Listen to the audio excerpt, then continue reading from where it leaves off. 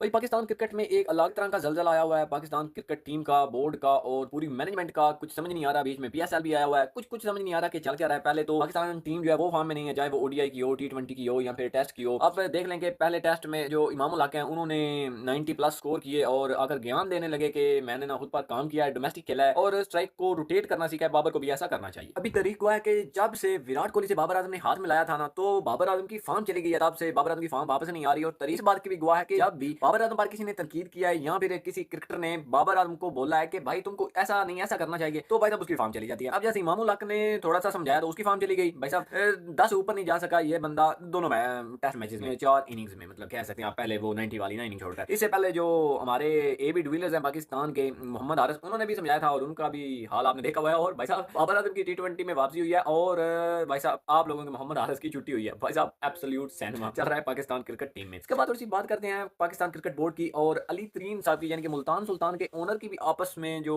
एक बात है ना वो बनकर नहीं आ रही। और जब उनको लीगल नोटिस किया और उनको बोला कि आपने जो गलतियां की हैं उन पर आपको अपॉलॉजी करनी पड़ेगी, तो उन्होंने क्या खूब अपॉलॉजी की और इनका जो लीगल नोटिस था उसकी भी धज्जियां उड़ानी, एक वीडियो बनाकर पैगाम पहुंचाया कि क्या लेवल रह गया है हमारी जो लीग है उसकी, वो लीग जिसको हम दुनिया की नंबर 1 लीग बनाना चाहते हैं, क्योंकि है तो वो नहीं ना फिलहाल है। तो अली तरीन साहब भी बेफालतू की बेतुकी सी बातें करते रहते हैं। और मैनेजमेंट चाहे वो पीएसएल की हो, चाहे हमारी क्रिकेट बोर्ड की हो, क्रिकेट बोर्ड हो, इनकी तो मतलब हुई पड़ी है ना पहले से ही, ऐसी की तैसी हुई पड़ी है। वो भाई अजीब सा उनका निजाम चल रहा है। और ऊपर से अली तरीन है भाई, जो भी है ना पाकिस्तान क्रिकेट बोर्ड को ना चाहिए कि मतलब कुछ ख्याल करना चाहिए, कुछ जिम्मेदार लोग बिठाने चाहिए जो सबको मैनेज कर संभाल के लेकर चलें। लेकिन गलतियां तो दोनों साइडों से हुई हैं, चाहे वो अली तरीन साहब जो कि मुल्तान सुल्तान के ओनर हैं उनकी तरफ से हो, या फिर पीएसएल की मैनेजमेंट हो, या फिर पाकिस्तान क्रिकेट बोर्ड की मैनेजमेंट हो। आप मुझे ये बताएं ना कि इसके बाद जो हमारी क्रिकेट है उसके जो घोड़े लगे हुए हैं ना, मुझे लगता है वो तब से लगे हुए हैं जब से ना आकिब जुवैद साहब आए। मतलब आकिब जुवैद साहब को निकाला क्यों नहीं जा रहा, मुझे समझ ये नहीं आती कि एक इवेंट हम आते हैं ना तो सबको निकाल दिया जाता था, लेकिन इस बंदे को निकाला नहीं जा रहा। सिर्फ ये स्पिन ट्रैक बनाता था और एक दो टेस्ट इसने जितवाए थे। अब उनकी बुनियाद पर इस बंदे ने पूरे क्रिकेट को, पाकिस्तान क्रिकेट को उखाड़ कर रख दिया। इसके बाद अब स्पिन ट्रैक बनाकर भी ये बंदा नहीं जितवा पा रहा। लेकिन इस बंदे की अजीब सी नॉलेज है, अजीब से काम करता है, लेकिन कोई बंदा इसको बाहर नहीं कर रहा। इसके बाद हमने 10 से 12 जो है ना